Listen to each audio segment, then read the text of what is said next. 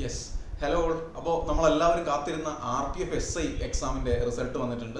നമുക്കറിയാം കുറച്ച് മാസങ്ങളായി എക്സാം നടന്നിട്ട് നമ്മളെല്ലാവരും റിസൾട്ടിന് വേണ്ടി വെയിറ്റിംഗ് ആയിരുന്നു. അപ്പോൾ ഇപ്പോൾ നിലവിൽ RPF കോൺസ്റ്റബിൾ എക്സാമിൻ്റെ റിസൾട്ട് നടക്കുന്നതിനിടയിലായിട്ടാണ് RPF SI എക്സാമിൻ്റെ റിസൾട്ട് വന്നിട്ടുള്ളത്. അവിടെ രണ്ട് കാര്യങ്ങളാണ് നമ്മൾ ശ്രദ്ധിക്കേണ്ടതായിട്ടുള്ളത്. ഒന്ന്, നിങ്ങളിപ്പോൾ കണ്ടുകൊണ്ടിരിക്കുന്ന ഈ PDF എന്താ പറയുന്നത് ഞാനൊന്ന് ഡീറ്റെയിൽ ആയിട്ട് പറഞ്ഞുതരാം. അതായത് നമ്മളെ റിസൾട്ടിൻ്റെ ഡീറ്റെയിൽസാണ് പറയുന്നത്. 2/12/2024 മുതൽ 13/12/2024 വരെ നടന്നിട്ടുണ്ടായിരുന്ന RPF എക്സാമിൻ്റെ റിസൾട്ട് അനൗൺസ് ചെയ്തിട്ടുണ്ട്. അത് മെറിറ്റിൻ്റെ ഓർഡറിലല്ല, സാധാരണ ആരൊക്കെ ക്വാളിഫൈ ആയി എന്നുള്ള ലിസ്റ്റ് മാത്രമാണുള്ളത്. റാങ്ക് ലിസ്റ്റോ കാര്യങ്ങളൊന്നും അല്ല എന്ന് പറയുന്നുണ്ട്. ഇനി അതിൽ ഷോർട്ട് ലിസ്റ്റഡ് കാൻഡിഡേറ്റ്സിനെ ഈ ഒരു PDF തന്നെ അവരുടെ റോൾ നമ്പേഴ്സ് അറ്റാച്ച് ചെയ്തിട്ടുണ്ട് എന്ന് പറയുന്നുണ്ട്. ബാക്കി ഡീറ്റെയിൽസ് ഒക്കെ നിങ്ങൾക്ക് ഇതിൽ നിന്ന് വായിച്ച് എടുത്തു കഴിഞ്ഞാൽ മനസ്സിലാക്കാവുന്നതേ ഉള്ളൂ. കാര്യമായിട്ടൊന്നുമില്ല. നിങ്ങൾ ഓർക്കേണ്ടത് വെരിഫിക്കേഷനും അതുപോലെ തന്നെ നമ്മുടെ ഫിസിക്കൽ ടെസ്റ്റിന് വേണ്ടിയിട്ടുള്ള ആളുകളെയാണ് സെലക്ട് ചെയ്തിട്ടുള്ളത്. അപ്പോൾ അവരുടെ ഡീറ്റെയിൽസ് ആണ് താഴെ കൊടുത്തിട്ടുള്ളതെന്നാണ് പറയുന്നത്. അവരുടെ റോൾ നമ്പേഴ്സ് നിങ്ങൾക്ക് ഇങ്ങനെ കാണാൻ പറ്റും. അപ്പോൾ ഇതിൽ നിങ്ങൾ ചെയ്യേണ്ടത് ഈ PDF ദിശ അക്കാദമിയുടെ ടെലഗ്രാം ചാനലിൽ ഉണ്ടാവും. നിങ്ങൾ ജസ്റ്റ് ഈ PDF ഒന്ന് ഡൗൺലോഡ് ചെയ്യുക. അതിനുശേഷം PDF സെർച്ച് ചെയ്യാനുള്ള ഓപ്ഷൻ, നിങ്ങളുടെ ഫോണിൽ സെർച്ച് ചെയ്യാനുള്ള ഓപ്ഷൻ ഉണ്ടാവും. കുറച്ച് ടൈം എടുക്കും ഒന്ന് സെർച്ച് ചെയ്ത് വരാൻ വേണ്ടിയിട്ട്. അപ്പോൾ അങ്ങനെ സെർച്ച് ചെയ്യാൻ പറ്റുമോ നോക്കുക. ഇല്ലെങ്കിൽ ഈ നമ്പേഴ്സൊക്കെ കൃത്യ ഓർഡറിലാണ് കൊടുത്തിട്ടുണ്ടാവുക. അപ്പോൾ ആ ഓർഡർ നോക്കിയിട്ട് ഇവിടെ നിങ്ങളുടെ നമ്പർ നിങ്ങൾക്ക് ഏകദേശം ഒരു ഐഡിയ ഉണ്ടാവുമല്ലോ ഏതാണ് നിങ്ങളുടെ നമ്പർ എന്ന്. അപ്പോൾ ആ ഓർഡറിൽ 1-ൽ തുടങ്ങുന്നതാണോ 2-ൽ തുടങ്ങുന്നതാണോ അങ്ങനെ നോക്കി നിങ്ങൾക്ക് ലൊക്കേറ്റ് ചെയ്യാൻ വേണ്ടി പറ്റും. അങ്ങനെ ഒന്ന് ലൊക്കേറ്റ് ചെയ്തിട്ട് ഉണ്ടെങ്കിൽ തീർച്ചയായിട്ടും ഫിസിക്കൽ ടെസ്റ്റിൻ്റെ കാര്യങ്ങളൊക്കെ മുന്നോട്ട് നോക്കുക എന്നുള്ളതാണ്. ഇനി നമുക്ക് ആ കട്ട് ഓഫിനെ പറ്റി കൂടി ഒന്ന് പറയാം. കട്ട് ഓഫും കൂടെ അനൗൺസ് ചെയ്തിട്ടുണ്ടായിരുന്നു. ഇതാണ് കട്ട് ഓഫ്, നിങ്ങൾക്ക് കാണാൻ പറ്റുന്നുണ്ടാവുമായിരിക്കും. അപ്പോൾ നമുക്കറിയാം 120 നടന്ന എക്സാമിൽ 75 മാർക്കാണ് UR കട്ട് ഓഫ് വന്നിട്ടുള്ളത്. അത്യാവശ്യം എക്സാം ഇപ്പം മാത്സ് ചിലർക്ക് ടഫ് ആവുന്ന സമയത്ത് ചില ഷിഫ്റ്റിൽ GK ഭയങ്കര ബുദ്ധിമുട്ടായിട്ടുണ്ട്.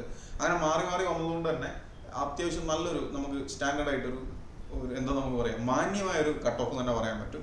ആ രീതിയിലാണ് വന്നിട്ടുള്ളത്. 75 URന്റെ കട്ട് ഓഫ് വന്നിട്ടുള്ളത്. പിന്നെ OBCന്റെ കട്ട് ഓഫ് നോക്കുകയാണെങ്കിൽ 2 മാർക്കിൽ കുറവുണ്ട്. 73.71 അവിടെ കട്ട് ഓഫ് വന്നിട്ടുള്ളത്.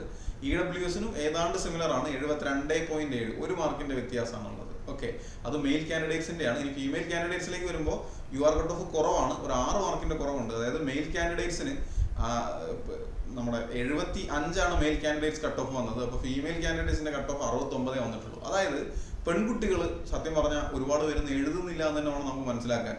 ഈ 6 മാർക്കിന്റെ വ്യത്യാസം അവിടെ ഉണ്ട്.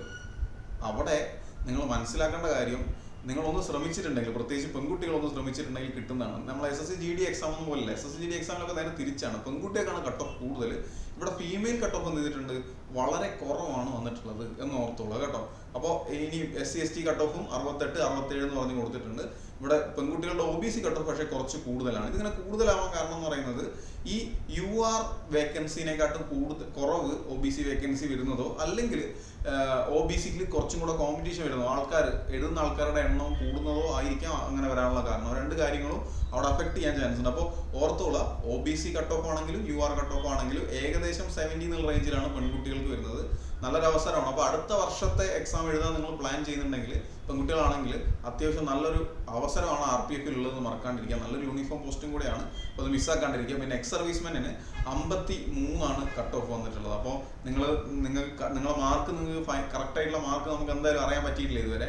അപ്പോൾ നിങ്ങൾ ചെയ്യേണ്ട കാര്യം എന്താ, ഈ ഒരു PDF ഞാൻ നേരത്തെ കാണിച്ചിട്ടുള്ള ഈ ഒരു PDF നമ്മൾ ചാനലിൽ നിന്ന് ഡൗൺലോഡ് ചെയ്യുക, ടെലഗ്രാം ചാനലിൽ നിന്ന് ഡൗൺലോഡ് ചെയ്യുക. ടെലഗ്രാം ചാനലിൻ്റെ ലിങ്ക് ഈ ഒരു വീഡിയോയുടെ ഡിസ്ക്രിപ്ഷനിൽ കൊടുത്തേക്കാം. തീർച്ചയായിട്ടും അത് വെച്ച് നിങ്ങൾ ചെക്ക് ചെയ്ത് നോക്കുക. അതിനുശേഷം ഇനിയും റെയിൽവേ എക്സാംസ് വരുന്നുണ്ട്. ഗ്രൂപ്പ് D പഠിക്കുന്ന ആൾക്കാരുണ്ടാവും, NTPC പഠിക്കുന്ന ആൾക്കാരുണ്ടാവും. നിങ്ങളൊക്കെ ആ ടെലഗ്രാം ചാനലിലും ഒക്കെ ജോയിൻ ചെയ്തിരുന്നു കഴിഞ്ഞാൽ കൂടുതൽ ഡീറ്റെയിൽസ്, ഈ പരീക്ഷയിട്ടും ഒക്കെ വരുന്ന കൂടുതൽ ഡീറ്റെയിൽസ് കൃത്യമായി നിങ്ങളിലേക്ക് അറിയിക്കുന്നതായിരിക്കും.